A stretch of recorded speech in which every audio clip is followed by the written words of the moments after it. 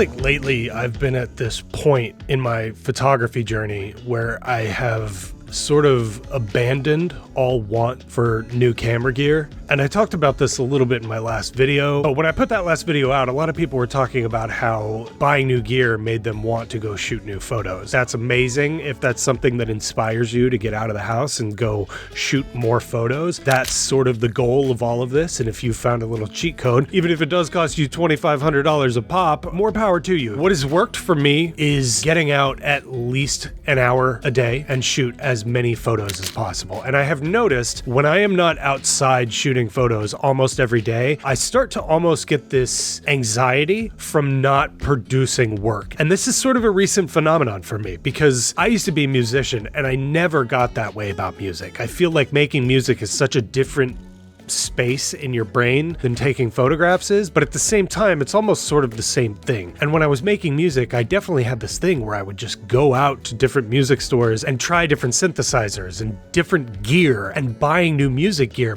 really did inspire me to sit down at my desk and make more music. And as somebody pointed out in the last video, there's sort of an obsessive OCD style collection behind me here. So I'm not what you would describe as a minimalist. I'm actually probably the opposite, as a maximalist.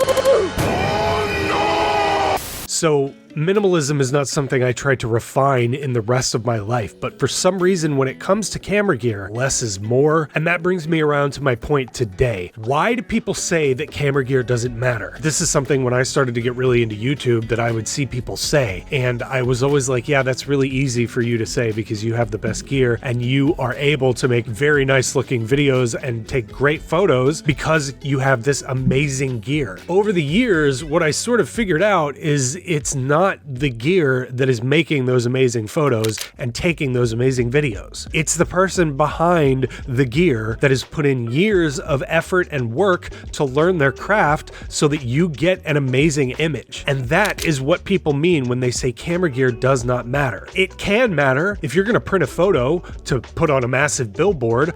I saw a billboard not that long ago that was clearly taken on a phone. You can tell when a camera is not that great when you blow it up on a billboard. If your short-term goal right now is to A, just get better at taking photographs, or B, trying to just post to social media, I think that your main goal should be to focus on mastering whatever camera that you do have. Mastering whatever camera you do have can lead to the exact same thing as buying a new camera. And regardless of what camera you do have, it's more important to know how to use that camera to get the best possible image out of it without the answer to that puzzle being a new lens or a new body or whatever. When you start to pay more attention to the settings that you're using in camera, you're going to get better results. And this is why personally for me, I find film a little bit less fulfilling because I don't get that instant feedback. My brain doesn't work in a way that wants to wait a week to get my photos developed and then see how I messed that photo up, and I don't even remember what settings I used when I took that photo originally. And so for me, digital photography is just how my brain works.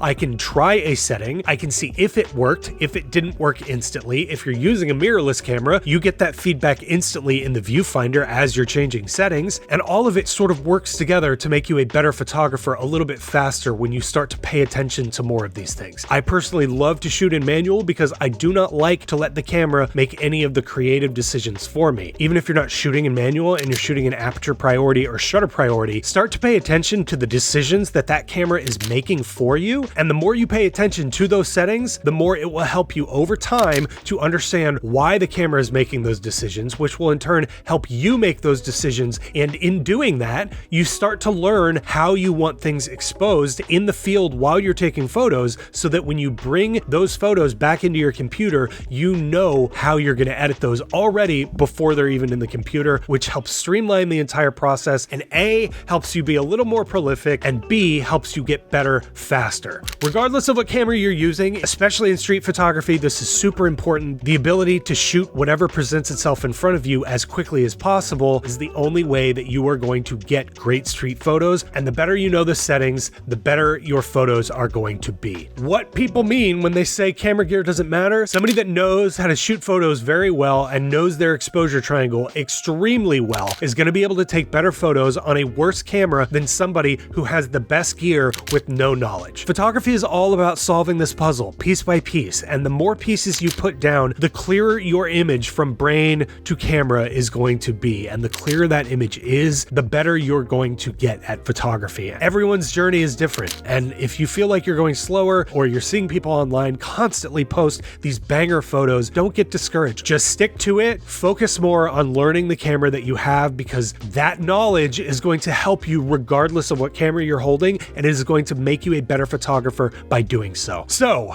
thank you guys so much for the response I got to that last video. That video exploded, and I really didn't expect that. We hit over 2,000 subscribers from that last video, which is insane. I thought that was going to take me another year or so of posting to get past. And especially thank you to everybody that came over to Instagram and followed me on Instagram. You can find that down below if you're looking for me over there. I'm just feeling really grateful this week, and you guys are a huge part of that. Thank you, sincerely. So if you like this, make sure you hit the like button. If you really liked it, make sure you hit that subscribe button, because I got more content like this on the channel and more content like this coming in the future. I think I found my format. So thanks for watching. I'll see you guys next time. Mike the Finder out. See ya.